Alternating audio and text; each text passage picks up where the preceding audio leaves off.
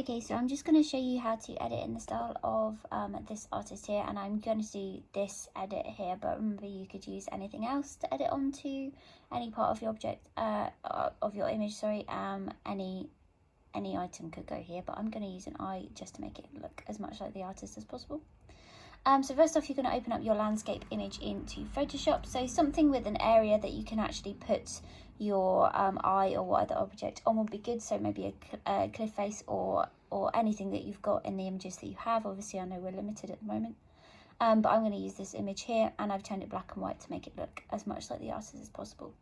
So also you're going to open up your other image. So I've chosen my picture of an eye. And I've actually made it smaller on the page because when I open them up, they were both the same size. And I want my eye to only appear on a small part of the image. So I don't want it to be really, really huge because otherwise it would take up the whole of my landscape image. So I've actually just free transformed it and made it just a little bit smaller on the canvas, just so it doesn't take up my whole image.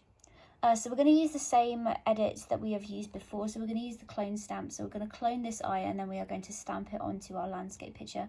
So the clone stamp is this one in your toolbar here. So it's just a little way down and it's underneath the brush tool. So you're going to choose your clone stamp and make sure that you've got it selected, and you should get a brush size here.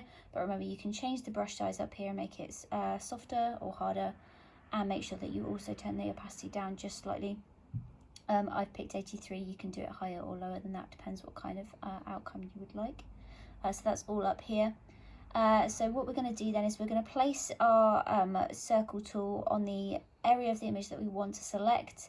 But before we select, we need to make sure that we hold down Alt on your keyboard, and you'll see that your cursor will change. Now all you do is you click on the area of the image that you want to clone.